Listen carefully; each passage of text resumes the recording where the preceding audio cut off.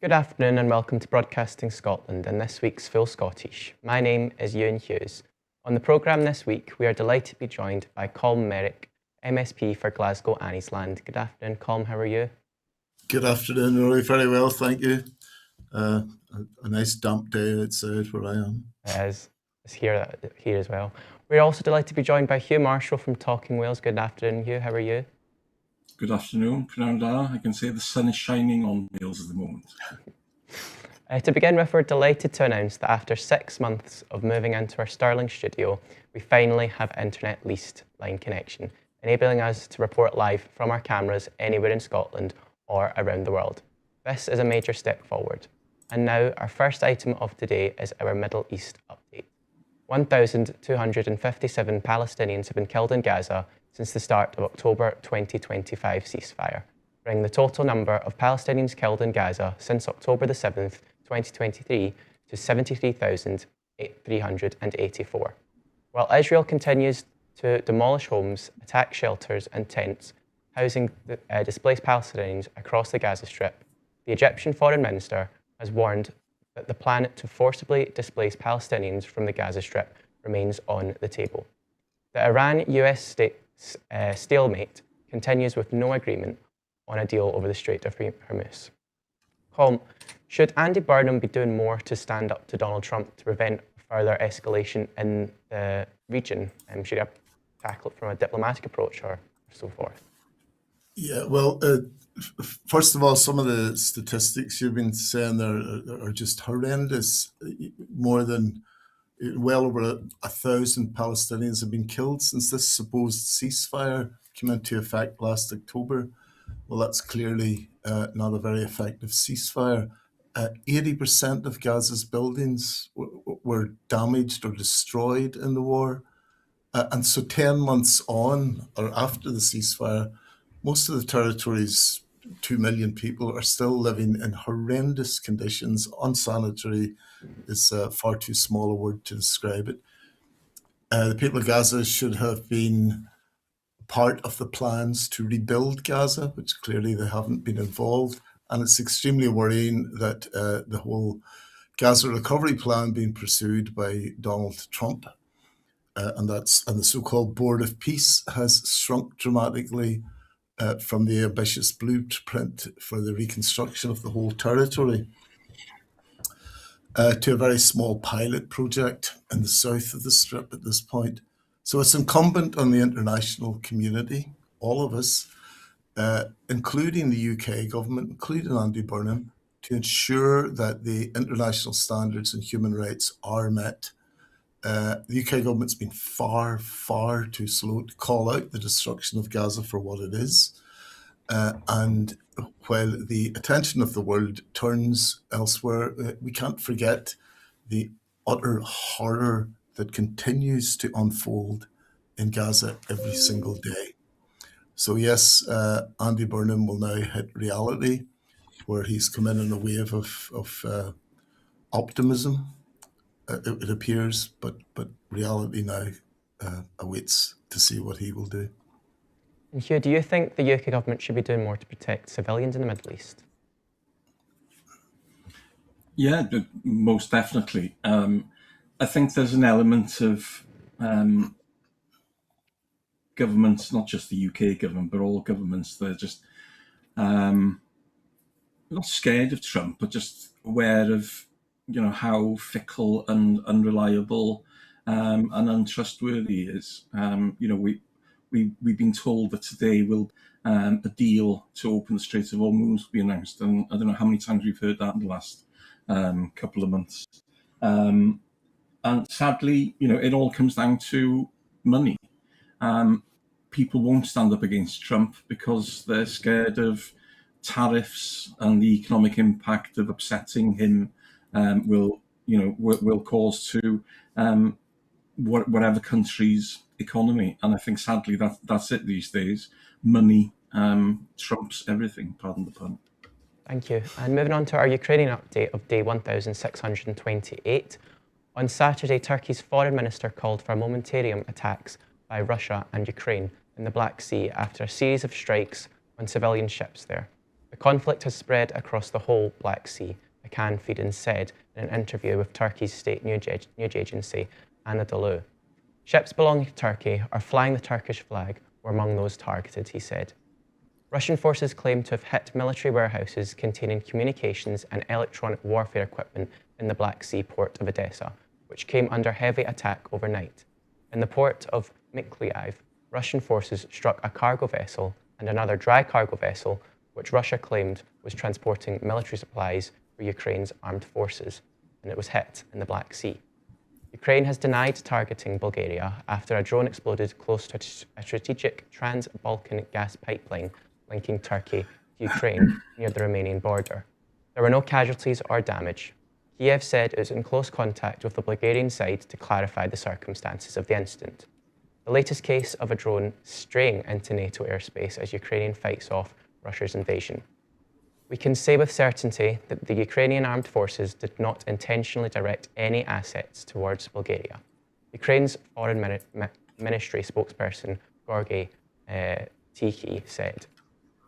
President Volodymyr Zelensky has warned Ukraine is facing a winter with no thermal power plants as overnight Russian strikes left 4 dead, including a child in the Kiev region.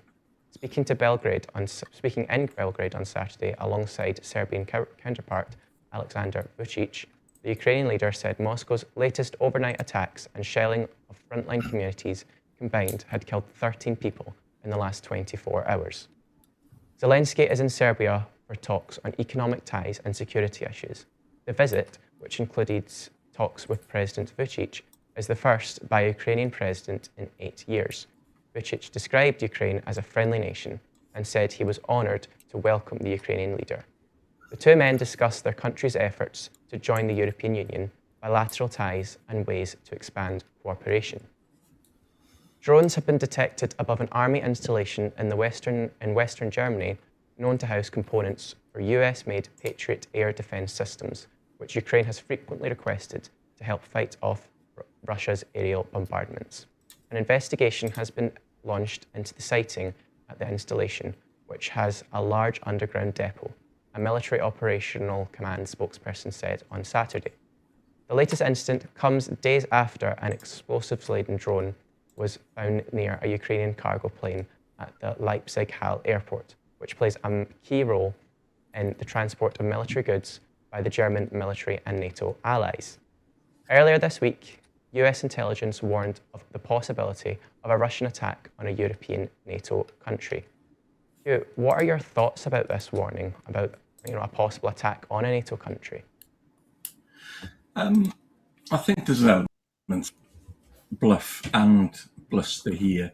The discussion that's been around the UK, having to increase the percentage of GDP that's spent on defence, because Russia by 2030 will be in a position to attack Europe and the EU.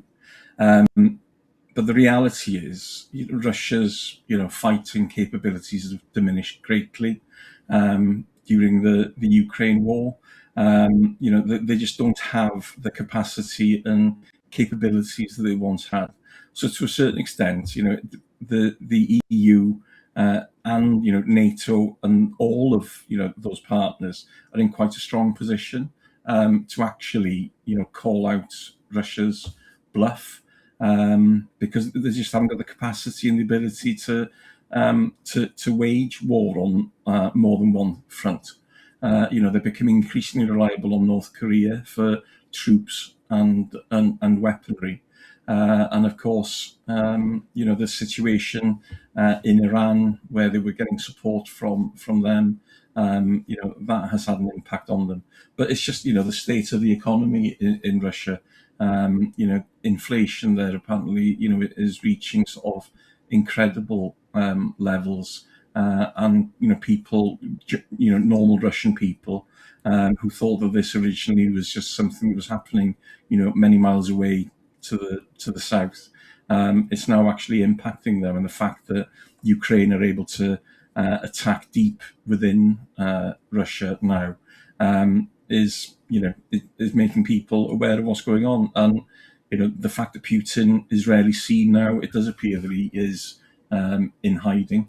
It just makes you wonder, now is the time, if any time ever, to put pressure on Putin to increase sanctions and to sort of cut him off from the rest of the world. But again, we have Trump in the White House. Kash Patel, apparently, there's talks of him visiting Russia, and it's almost as if the US are collaborating with Russia as opposed to sort of fighting against them. And I think that's the big issue is the USA. Their weakness when it comes to standing up to Russia. Thank you. And just moving on to our next topic will be climate change and just transition. We moved on from climate change denial to a world where leaders accept climate change is happening, but refuse to do enough to reverse or mitigate the effects. The need for economic growth is cited as a reason for the drive to drill, baby, drill. But we are missing the real economic benefits which would come from investing in a just transition and creating economies powered by renewable energy, hydrogen and carbon capture storage. Colm, what will it take for people to wake up to the reality that the world is quite literally on fire? We certainly, if the last summer has taught us anything, it has emphasised the emergency that we're currently living under, and it's quite terrifying actually, and it's across the globe. I think there's a couple of things at this point, and we seem to talk about oil and gas or renewables. It's not going to be like that. It has to be both. There would be no sense in using oil from other sources or that have a higher carbon footprint than what we may now need to use while we transition. But that transition is really important to get as much momentum into that as we can to stave off what should be blindingly obvious to everybody at this point, just how far down the road we are. And do you see a day where governments do take it seriously and make meaningful change? Well, certainly within Scotland, we're trying to do that as best we can at the minute, but a lot of this has devolved, so we have to press the people. It's not devolved. We have to press the people who have the levers of control for these things. Thank you, Hugh. What do you think? What do you think will take for people to realise, that we need to do something about climate change?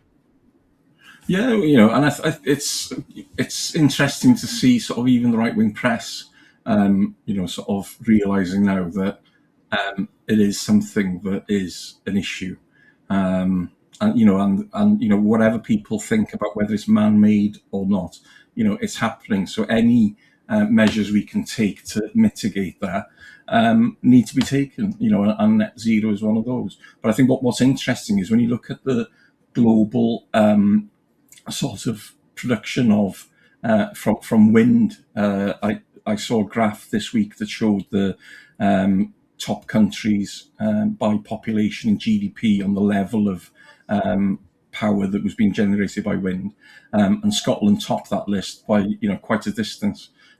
Wales were sixth, and we're talking about a map of the world. So it's clear that we are doing our part in the Celtic nations, but again, we're not seeing the benefits of that in our sort of bills.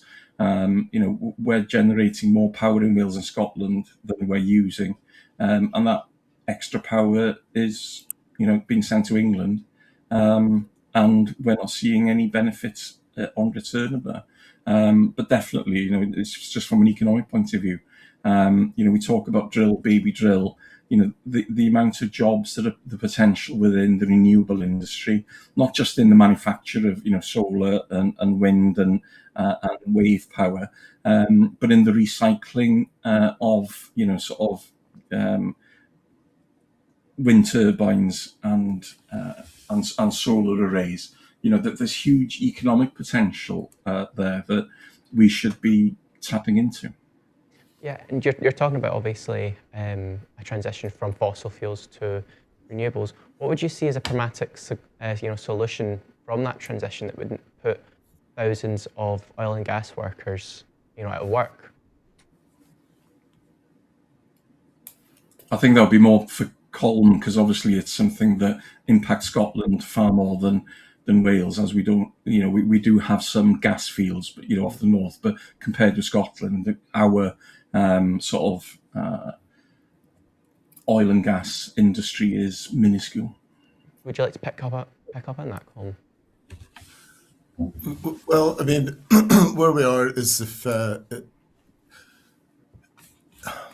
it's a matter for the UK government and for us to push them, but we seem to be losing the worth of the renewable sector that we've built up a lot in Scotland, as we've heard. As I said before, that just transition is important because it doesn't make sense. If the carbon cost is higher, and we lose Scottish jobs. So really what we have to do, the fastest way to get to net zero is to drive investment in renewables. But that investment is potentially been ruined by the Westminster Labour Party, which is killing somewhere in the region of 1,000 energy jobs every month. And what about the Acorn project of the carbon capture project in Peterhead? What are your thoughts on that? Carbon capture is part of the array of things that we need to keep exploring and investing in. And what would an economy driven on renewable energy look like, Colm, would you say, in Scotland? Well, we'll already see some of the results of that. And that's what I mean by keeping the jobs that we currently have and transitioning those jobs at that high level of skill rather than waste these, to use them to help rebuild a renewable future. Thank you. And here in Wales, an economy driven through renewable energy, how would you see that looking like in Wales? Well, it's got massive potential. Obviously, Wales' current output is lower than Scotland. The projects that we're looking at, especially off the coast in the south west, we're looking at one of the biggest floating wind farms in Europe, and that will generate huge amounts of electricity. But one of the big issues with that is obviously from a Wales perspective. Yes, it'll create jobs, which will benefit our economy.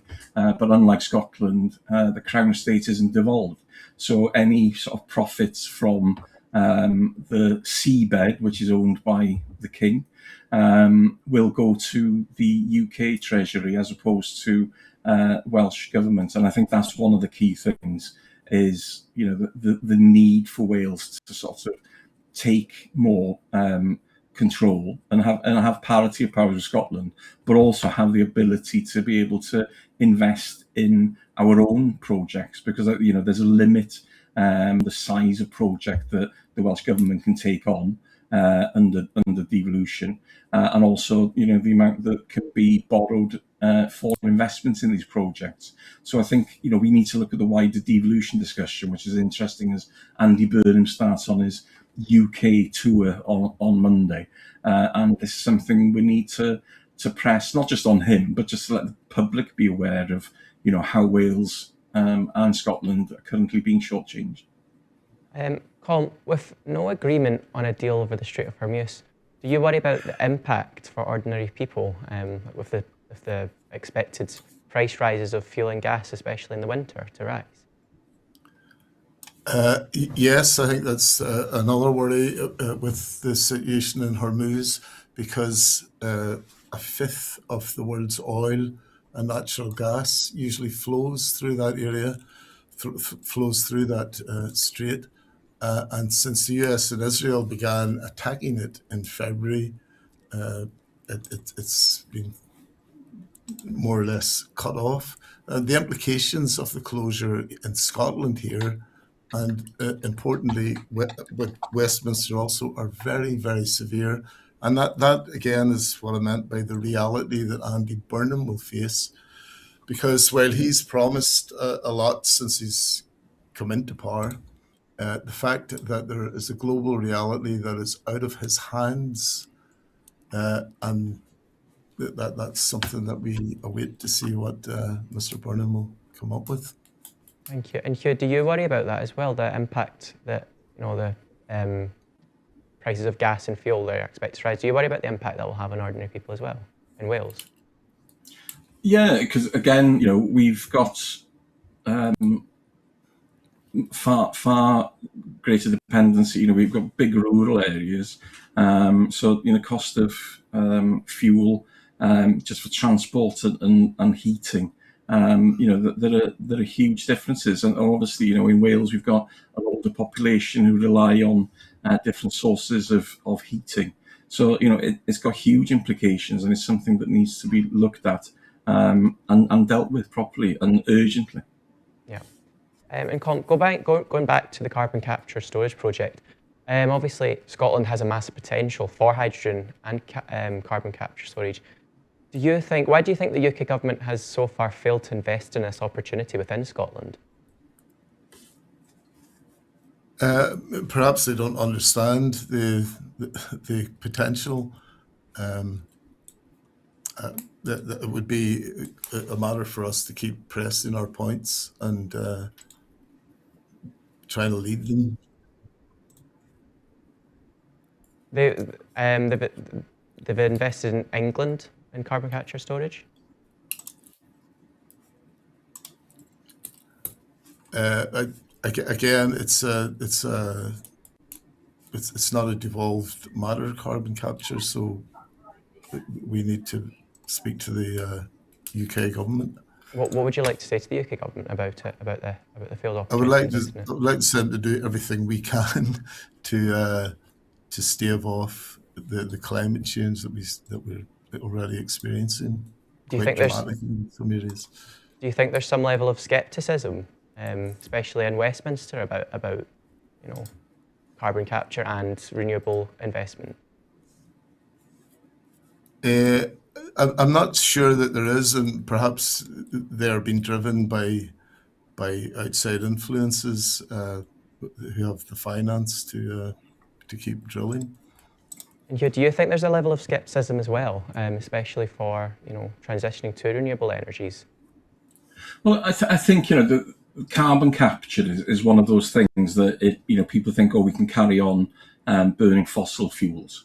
The technology still hasn't been proven, and my research suggests that it just currently doesn't work, and especially at the level that it that we need it. So again, we know that renewables work. We know that it's an effective way of doing things. So rather than thinking about carbon capture, we need to be thinking about how do we build more battery capacity, so that when the wind isn't blowing and the sun isn't shining, that power is harnessed and released back into use at times when it's needed. Lots of houses, our house, we have solar panels, we've got a battery in the house, so we do harvest energy during the day. We send energy back to the grid. We charge a battery and we use that battery. So our energy costs have come down greatly because of that. But I think that's where governments can invest. Is you don't need to have giga batteries sort of storing energy for the whole of the UK. But it's quite simple to put batteries into people's houses, so that the energy that that's being used, your off-peak electricity can be used in the day, because we need to bring down the cost of electricity, but we also need to bring down the usage, and our reliance on electricity. How do we, sort of cut the cords to a certain extent, and that make us realise that, how do we use less? How do we become more efficient? So it's not just a case of, we need more renewables. Yes, we do, but we also need to be cutting back on, the electricity that we're currently using. Thank you, Colm and Hugh. Moving on to our next topic of today, Results Day 2026. Tuesday was Results Day in Scotland, and pass rates for National 5, Highers and Advanced Highers all increased, including a record number of National 5 passes. Learners also achieved a record number of vocational and technical qualifications. Colm, why do you think Scottish students have appeared to have done so well this year?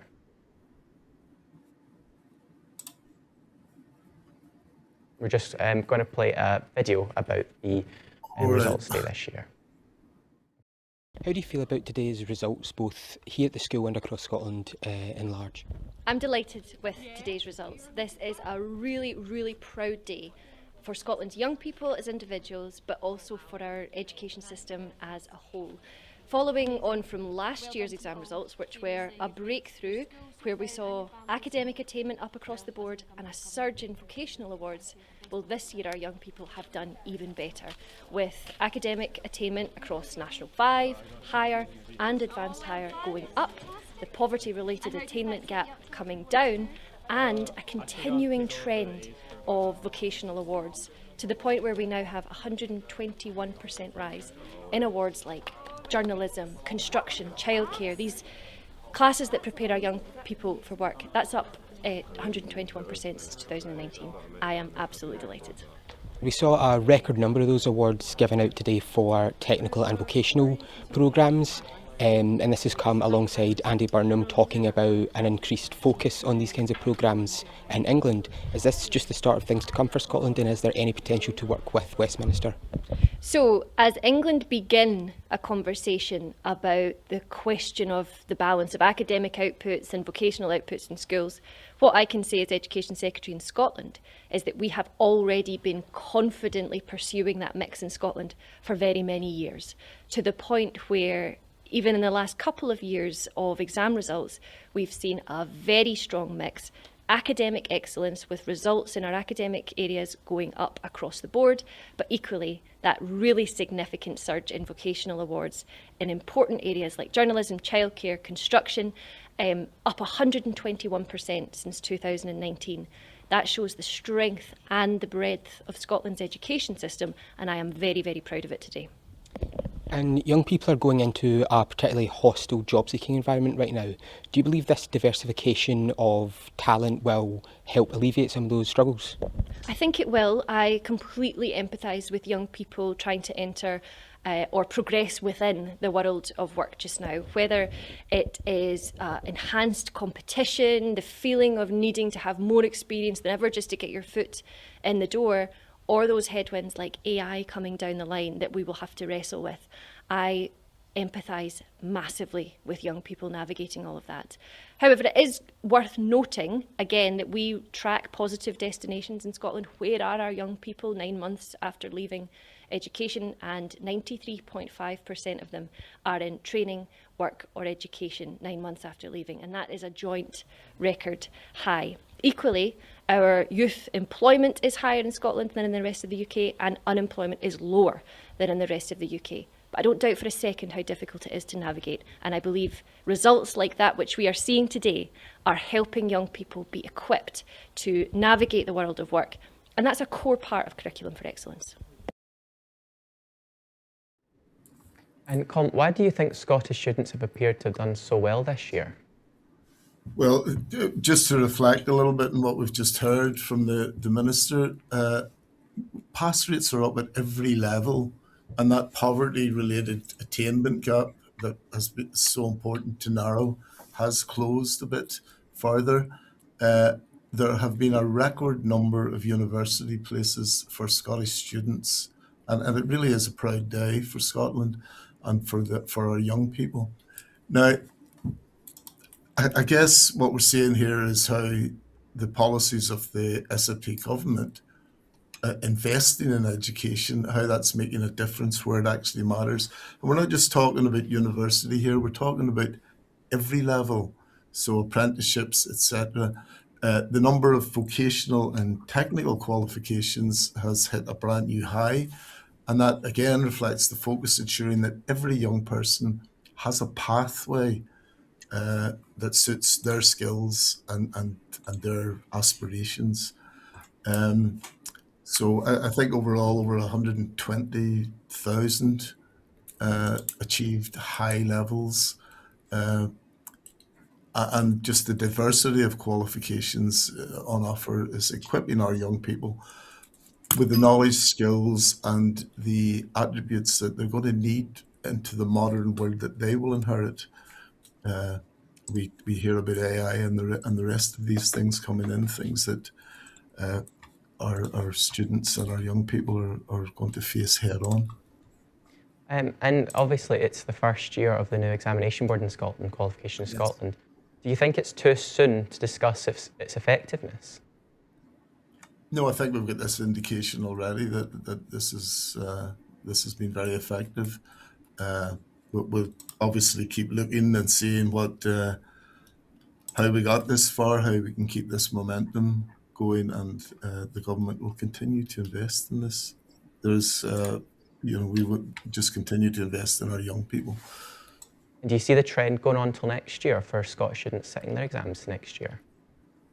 I see no indication why they shouldn't, why we shouldn't be able to build on what we have here.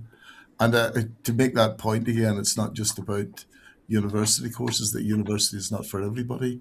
Some people prefer different pathways, and that's the point, really. It's about opening up paths for young people to choose which one suits their aspirations the best. Mm-hmm. And how would you say, the education system in Scotland compares to the rest of the UK and in Europe? I think that the policy of free at the point of source university education has worked very well in Scotland. I think that was something that was promised across the UK and was quickly reneged on, but we have managed to keep that going. Thank you. And Hugh, how does the poverty-related attainment gap in Wales compare to that of Scotland or university? It's higher, and what's interesting is the lack of coverage that's given to exam results in Scotland from a UK perspective. From a media point of view, it barely registers. The only time I remember, people talking about high years, etc., because I know, things have changed under the education system, was, it's this constant comparison with England, that Scottish qualifications were seen as inferior. Obviously, with education being devolved, Wales has its own exam system, but it does, mirror far more closely the English system. But what's interesting is the curriculum that's being used in Wales now is based on what's happening in Scotland, and what Donaldson did a review, and that is being implemented now. So hopefully, it's obviously working in Scotland. Hopefully, we'll see the benefits in Wales. But poverty, and the attainment gap is something that is prioritised, by every government every year. But the gap, unfortunately, seems to be widening, and I think we have to realise that in order to improve education, we need to lift young people out of poverty. What more could be done in Wales, to shorten that attainment gap? Investment, giving schools the tools to be able to do that. I'm also a governor in a secondary school and a primary school. So, I get to see, the impacts and the pressures that are on schools. Funding is a huge issue. In Wales, schools are funded through the local authorities. Local authority budgets are being squeezed all the time. And, it's just that investment in staff, in people, and in time. Teachers want to teach, but there's a shortage of teachers, and it's a tough job these days, and teachers need the support, they need time to prepare lessons properly. But we need more bodies in schools, teaching assistants as well as teachers. So it is an investment point of view. Buildings, great. New buildings are important, and Wales has invested in new buildings. But the quality of your building is pointless unless you've got the people inside it to deliver that.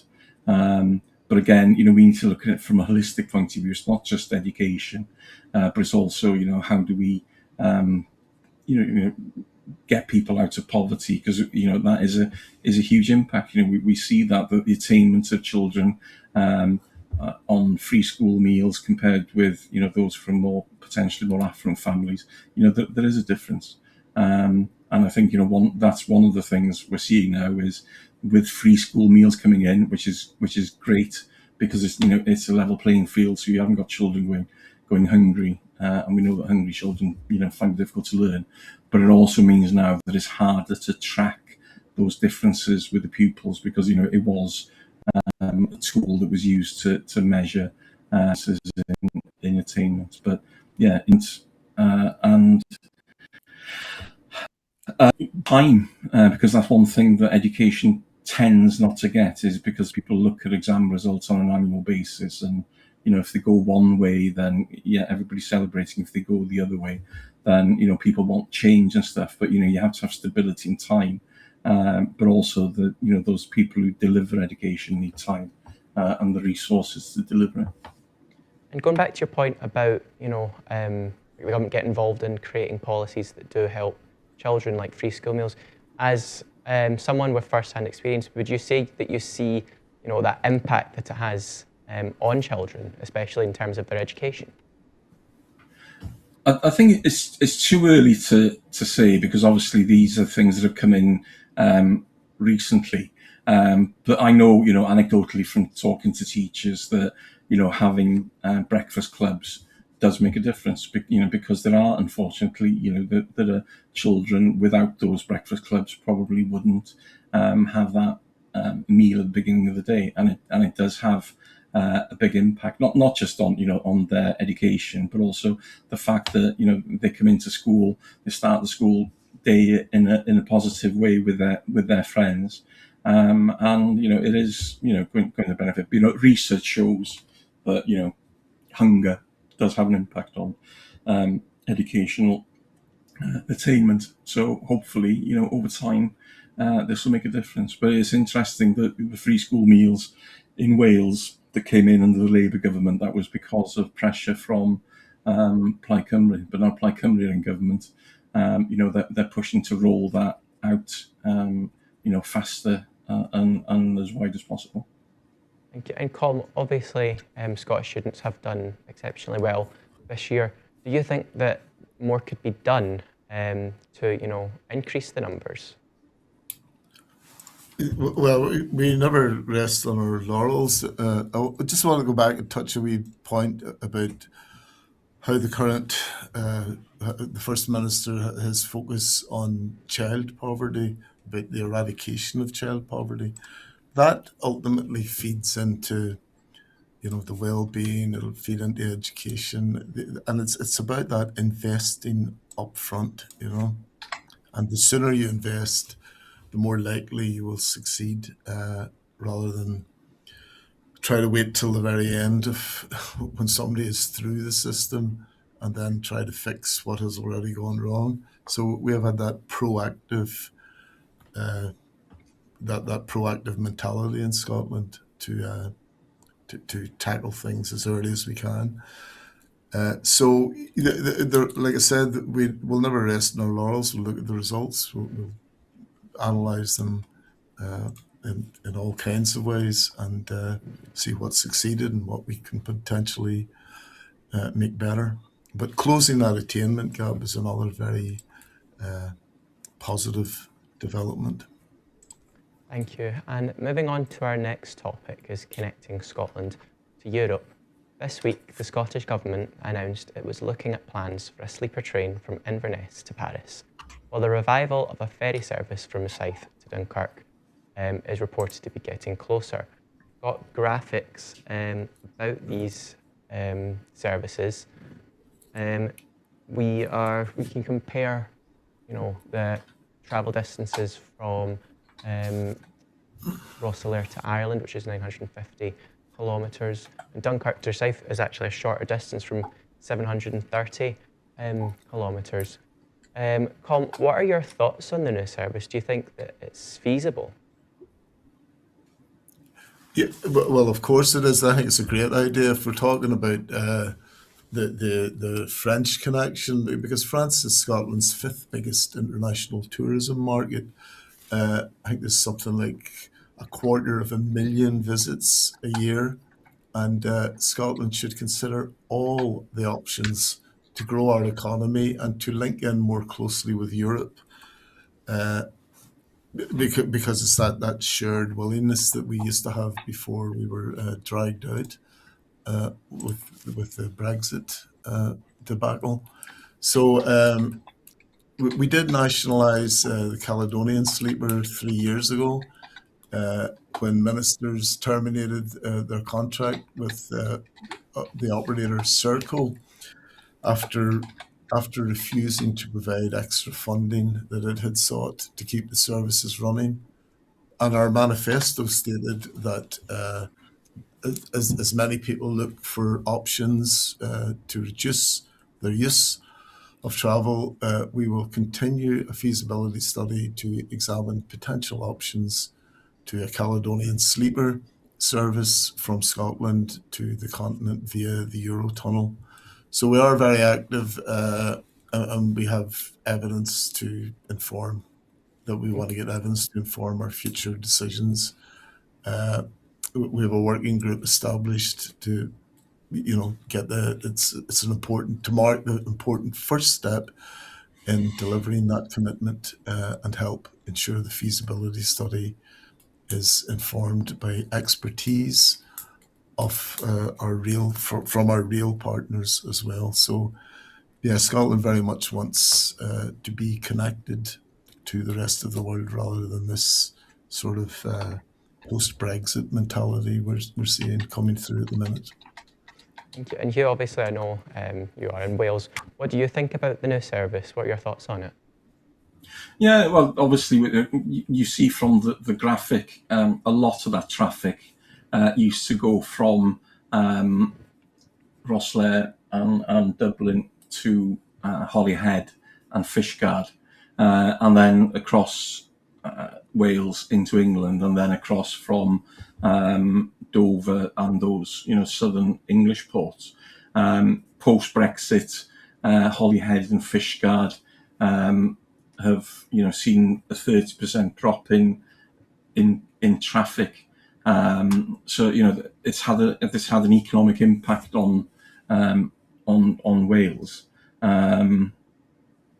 because obviously people are bypassing from Ireland, are bypassing due to that. But as I say, from a Scottish point of view, it just makes far more sense to have those direct links to the continent rather than having to send freight basically on lorries through England and out through English ports.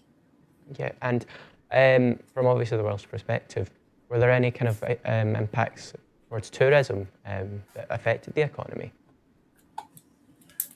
In Wales? Well, to a certain extent, because obviously, a lot of people still travel across Europe to get to Ireland. There's a big number of Dutch and German tourists who come through Wales. I don't think it's had a direct impact on tourism in Wales, but I would imagine it does have an impact on the people who normally would have headed across. But I think Brexit has had less impact from that perspective on tourism. It's freight and carrying those of industry that's had the big impact because of the paperwork that's required. Obviously, if you're going from Ireland to from which is part of the EU to another one, then it's going to be much easier. Thank you. And Colm, what do you see the impact on, that the new service will have on Scotland's economy? Well, so long as we can link into this, um, it should be a positive impact. Um, I think the more connected we become, the more opportunities arise, and that's the way, maybe more the Scottish way than the UK way. And what do you see the environmental impacts that it could potentially have? Like obviously to reduce the Scottish, you know, um, carbon monoxide usage. Yeah, well, there are many ways to reduce Yeah. that impact, because we have rail, and other ways. I think one of the biggest polluters is for people driving cars. So if we can make these links better, and less carbon spewing out of them, then that'll be better. And a lot of that is already underway as well. Do you think it'll be much better, especially for drivers not having to obviously travel to Dover instead? Absolutely, it's better for drivers to drive the least amount of time they can. That's always one of the, in my recollection, that was one of the hard parts about going on holiday. It was a big long drive. Yeah, and obviously talking about the economics of it, would you see obviously an impact of like the service from Rosyth to Dunkirk? Would you see like an economic impact on obviously Rosyth rather than people going to Dover of haulage services? You mean that you think it would make, or you asked me, would it be more expensive? Just would it be more cost effective, obviously, for haulage services to travel from, with no need to like drive to Dover instead?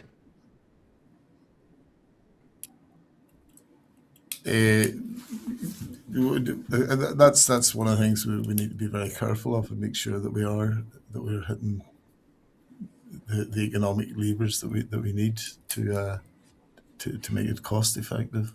Yeah. And Hugh, what are your thoughts on this as well? Obviously, the cost effectiveness of a new service like this.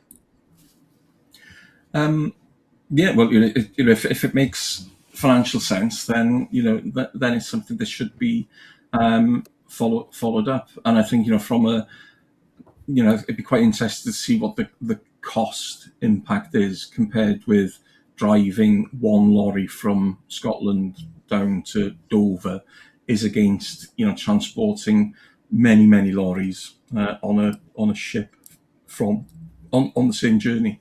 But I'm sure economists have studied that.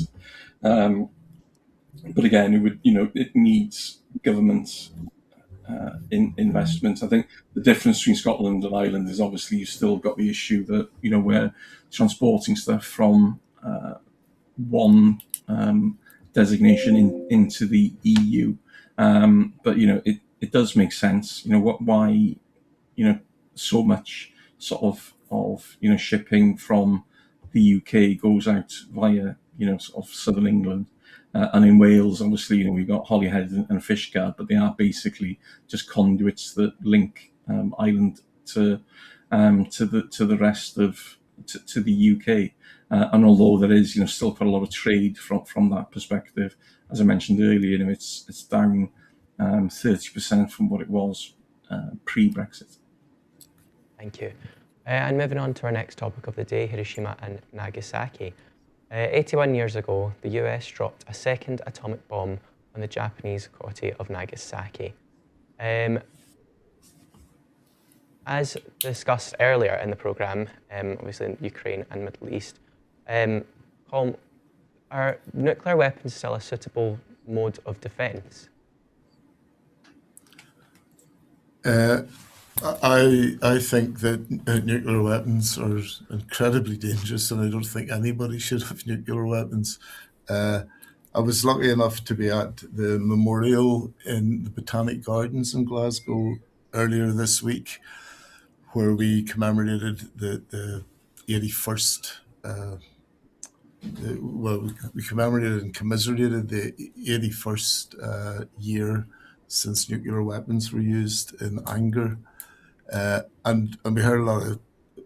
My predecessor in Annie's Land, Bill Kidd, spoke along with other folk. The Lord Provost was there. They built a shrine, a garden of peace in Botanic Gardens, which will be seen by many people, and we hope that causes people to reflect on the dangers and the potential that mutually assured destruction of ourselves.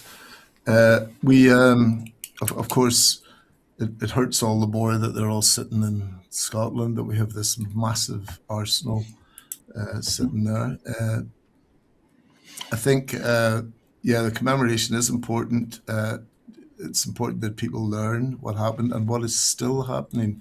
Some of the stuff with a massive amount of testing that went on, nuclear weapon after nuclear weapon blasted in various parts of the planet.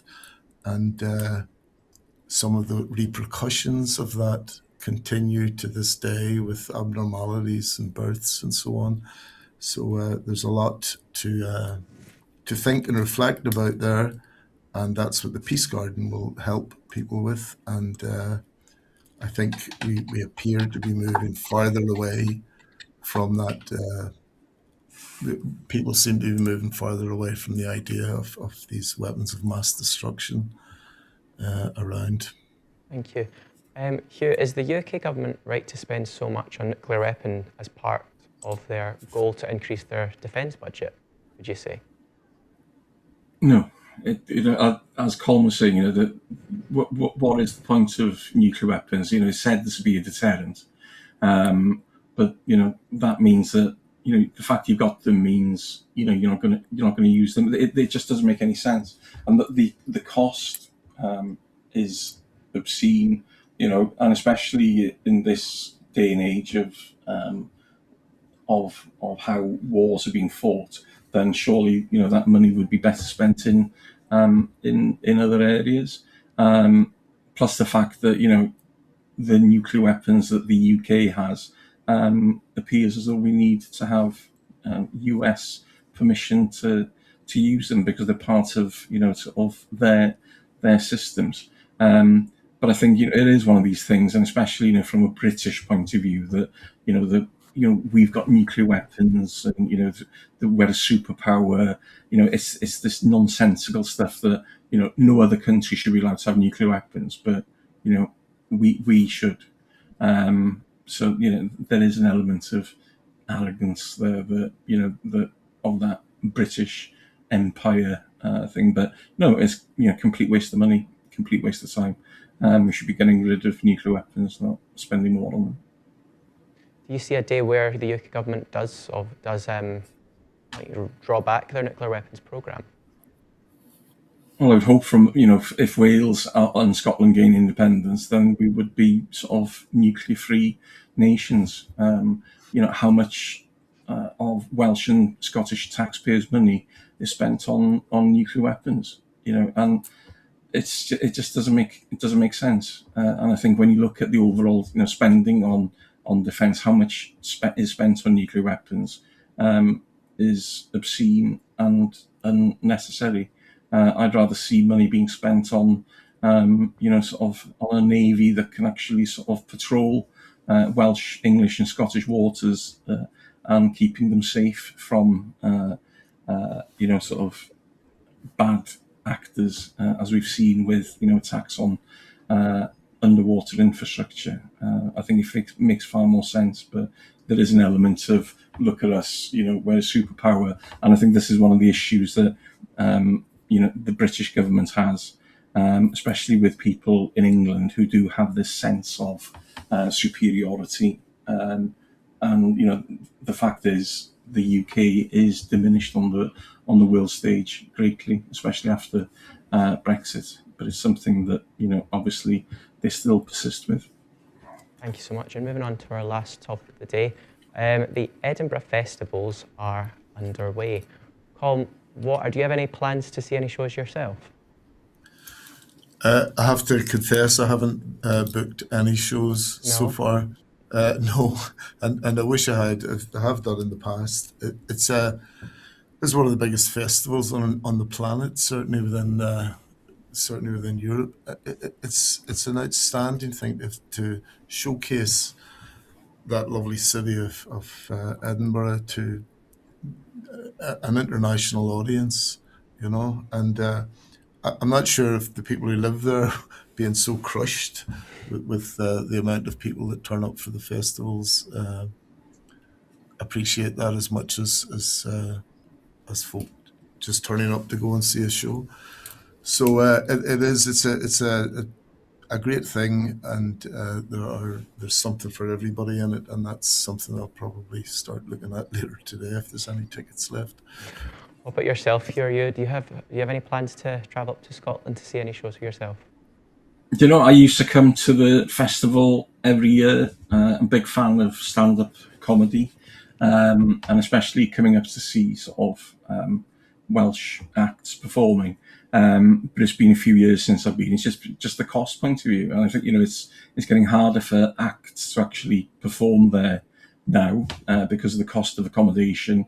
The fact that Airbnb seems to be driving up the costs of accommodation during the period is making it harder for new and innovative acts to perform, and especially if you're a Welsh act, the cost of going there now is horrific, and it's stopping a lot of people taking part, which is sad.